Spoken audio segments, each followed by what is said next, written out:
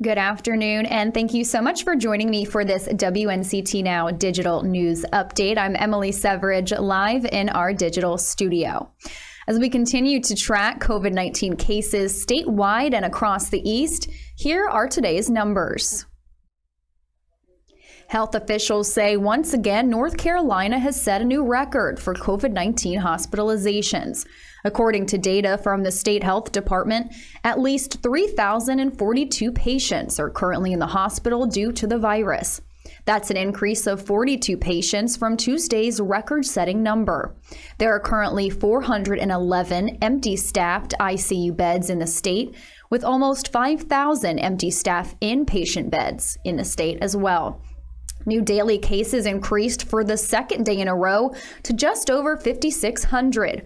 The state's total number of cases is closely approaching 500,000. Today's numbers show a daily percentage positive of 10.7%. That's still more than double of what state health officials say that it should be, which is around 5%. Deaths due to the virus reached over 6,300 as of today. The Onslow County Sheriff's Department is asking for the public's help in identifying a person wanted in a drug investigation. These photos of the person in question were taken from a Lowe's on Yop Road in Jacksonville.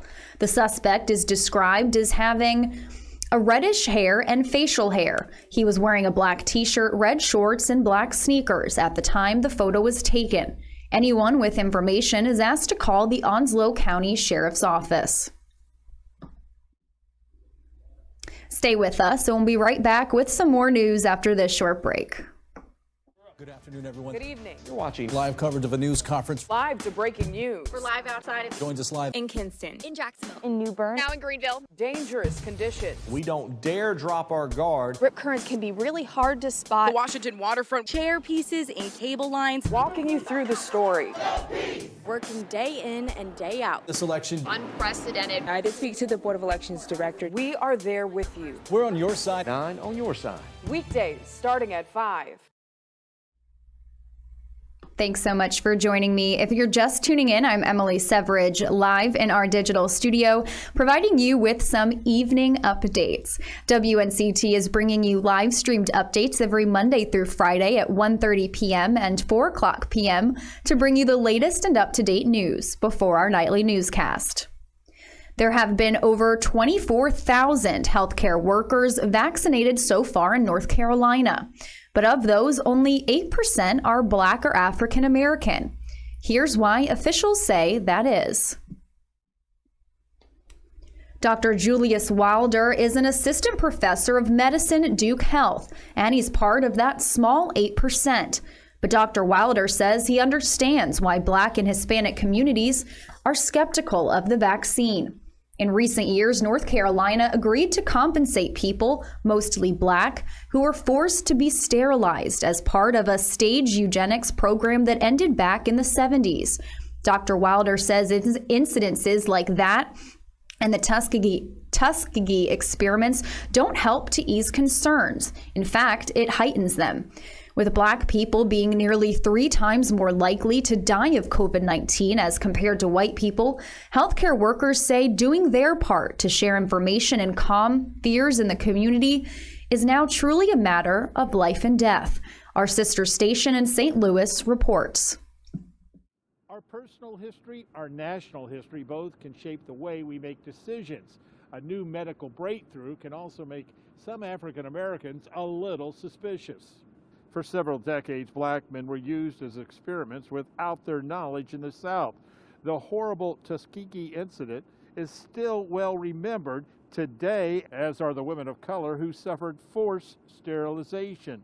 Now, Washington University Medical School infectious disease expert says those concerns in the past are valid, but she works hard to inform minority patients that the COVID-19 vaccine is safe for everyone, and to get it to keep your family safe against the coronavirus. At the end of the day, I give my recommendations based on the data, and I can only tell them what I would do and what I am going to do in their shoes. And for me and my family, the vaccine is what we're going to do. And I think the health of the nation is more important.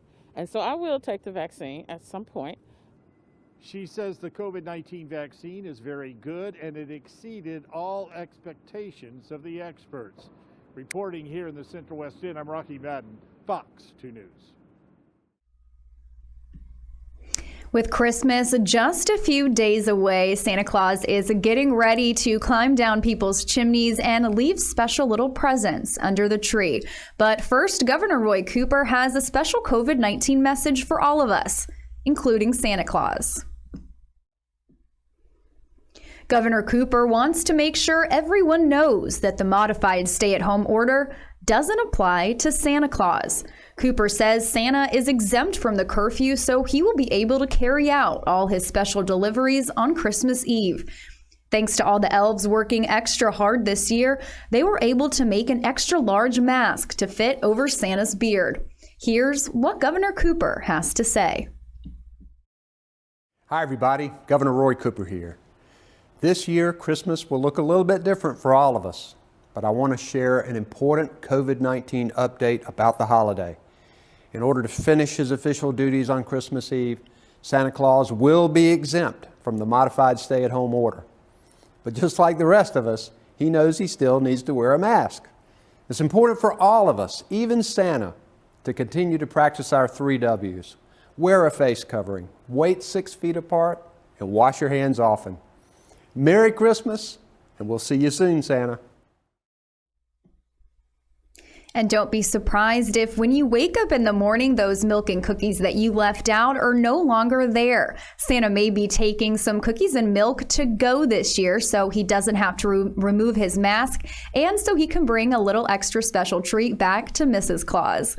Well, here at WNCT, we want to say have a very Merry Christmas, and please stay safe out there this holiday.